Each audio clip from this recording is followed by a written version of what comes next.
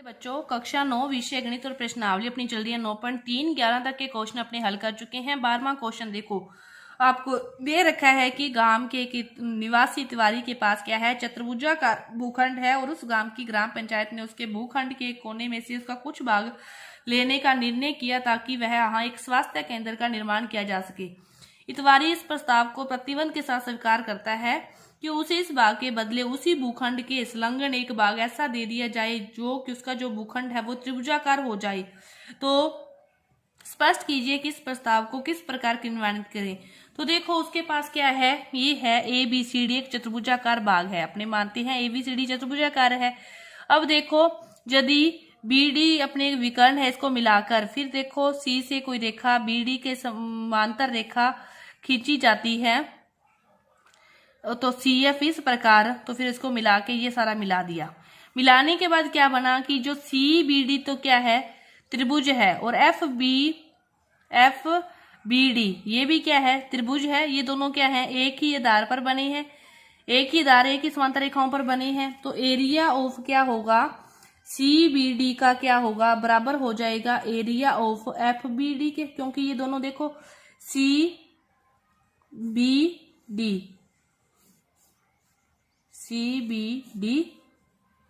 FBD तो ये एक ही दार DB पर बने हुए हैं ना, तो बराबर हो जाएगा।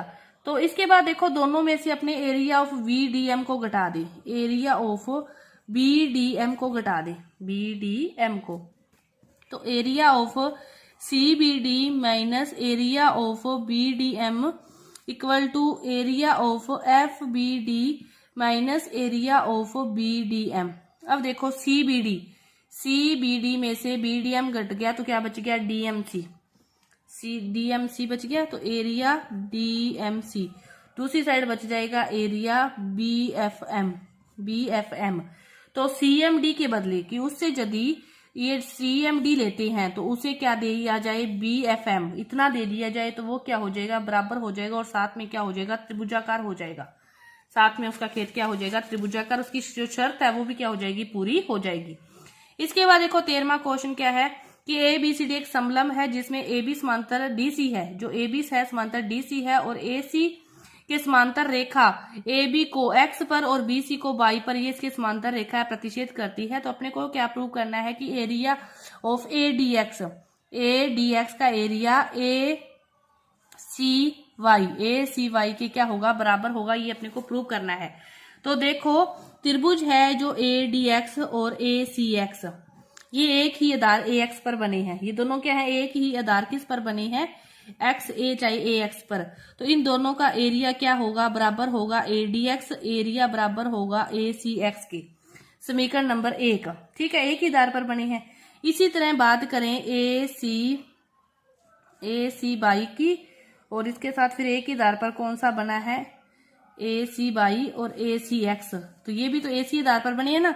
तो ACX और ACY है जो त्रिभुज, वो भी क्या है, एक ही आधार AC पर बने हैं। तो एरिया ऑफ ACX क्या होगा, बराबर होगा एरिया ऑफ ACY के। समीकरण नंबर 2, समीकरण नंबर 1 व 2 से देखो AC क्या है, बराबर है, तो ये दोनों भी क्या हो जाएंगे, बराबर हो जाएंगे। तो एरिया ऑफ क्या होगा, ADX क्या हो जाएगा, बराबर हो जाएगा एरिया ऑफ ACY के। और यही हमें क्या करना था, प्रूव करना था।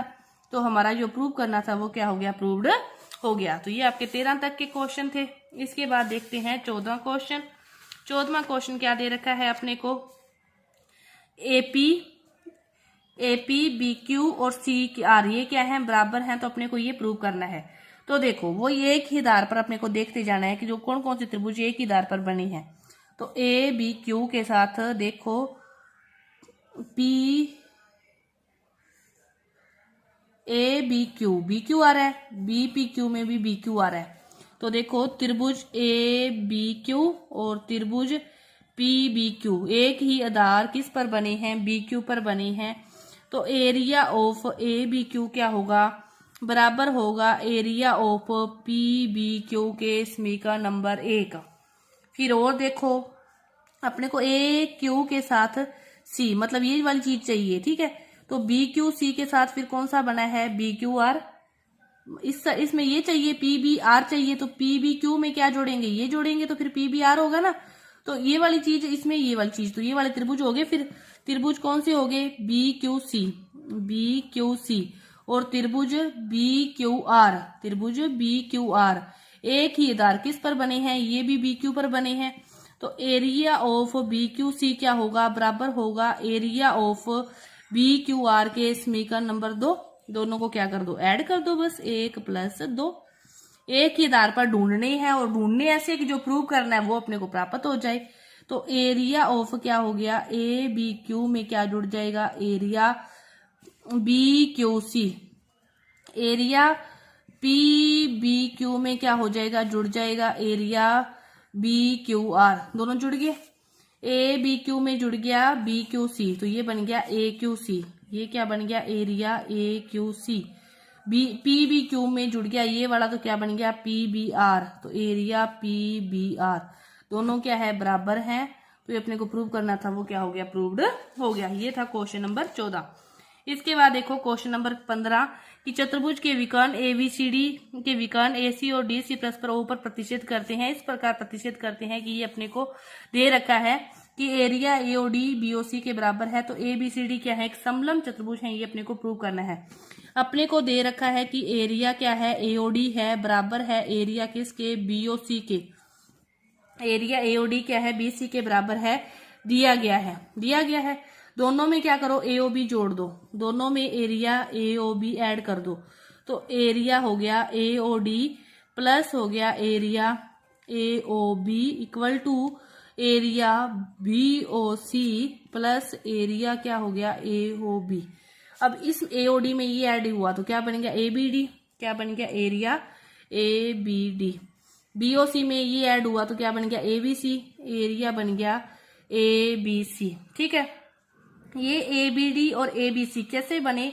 क्योंकि ये एक ही आधार पर और एक ही समांतर रेखाओं के बीच स्थित है, तो इनका क्षेत्रफल, मतलब दो त्रिभुजों का क्षेत्रफल कब बराबर होता है? जब एक ही आधार और एक समांतर रेखाओं के जोड़े के बीच हो। तो ए बी क्या है? समांतर है सी डी के। तो फिर क्या होगा? समांतर कब होगा? जब ए बी सी डी क्या होगा? एक समलंब होगा। समलंब में क्या होता है? एक भुजाओं का जोड़ा क्या होता है? समांतर होता है। तो आपका अब इस प्रश्नावली का लास्ट क्वेश्चन देखो क्या दे रखा है। आकृति में अपने को दे रखा है डीआरसी, कि डीआरसी का जो क्षेत्रफल है डीपीसी के क्षेत्रफल के बराबर है। बीडीपी का क्षेत्रफल एआरसी के क्षेत्रफल के बराबर दर्शाइए कि दोनों त्रिभुज क्या है? चतुर्भुज क्या है? समलंब है। अपने को दे रखा है एरिया ऑफ डीआरसी क्या है? बराबर है एरिया डीपीसी के समीकरण नंबर 1 दिया हुआ है। डीआरसी डीपीसी क्या है? डीसी। ये दोनों क्या है? डीईआरसी और डीपीसी एक ही आधार डीसी पर स्थित है। दोनों का क्षेत्रफल क्या होगा? बराबर होगा। ये अपने को दिया हुआ है। तो देखो डीपीसीआर क्या है? एक समलंब चतुर्भुज है। कब चतुर्भुज? क्योंकि डीपीसीआर की बात करें, डीपीसीआर में देखो डीआरसी और डीपीसी दोनों, यहाँ पे लाइन लिखोगे कि दोनों त्रिभुज एक ही आधार पर स्थित है, दोनों का क्षेत्रफल बराबर है। तो क्या होगा? डीसी क्या होगा? समांतर होगा आरपी के। कब होगा? जब डीसीपीआर क्या होगा? एक समलंब होगा। एक भुजाओं का जोड़ा समांतर होगा तो ये क्या होगा? समलंब होगा। ये तो हो गया एक चीज। अब देखो दूसरा अपने को क्या दे रखा है? दे रखा है एआरसी और बीडीपी वाला। इसको ले लो। एरिया ऑफ एआरसी दे रखा है बराबर एरिया ऑफ बीडीपी के। ये दोनों क्या है? बराबर है। अब दोनों बराबर है, अपने को जो चीज बनानी है इसको प्रूव करने के लिए, ए बी सी डी को प्रूव करने के लिए अपने को दे रखा है एआरसी और इधर से दे रखा है बीडीपी। ये दे रखा है। तो अपने इसमें से समीकरण 1 को घटा दे। समीकरण 1 वाले ये दोनों हो गए ना, एक ये। तो इक्वेशन 1 को इस 2 में से घटा दे। इक्वेशन 2 में से क्या करो? 1 को घटा दो। तो area of ARC minus area DRC equal to area BDP minus area DPC. अब देखो एआरसी तो पूरा है, घटा दिया डीआरसी तो बच गया ऊपर वाला एरिया, बच गया एडीसी। इसी तरह इधर बच जाएगा एरिया बीडीसी। अब ये देखो ये दोनों त्रिभुज एक ही आधार पर बनी हैं तो क्या होगा? क्षेत्रफल कब बराबर होगा? जब ये बराबर होंगे और ये बराबर होंगे तो ए बी सी डी क्या होगा? समलंब होगा। एक ही आधार पर बने हुए जो त्रिभुज है उनका क्षेत्रफल बराबर होता है तो भुजाओं का जोड़ा समांतर होता है तो फिर ABCD क्या है, एक समलंब चतुर्भुज है। तो आपकी ये जो प्रश्नावली है 9.3 पूरी हुई। धन्यवाद। 9.4 को अपने अगली वीडियो में करेंगे।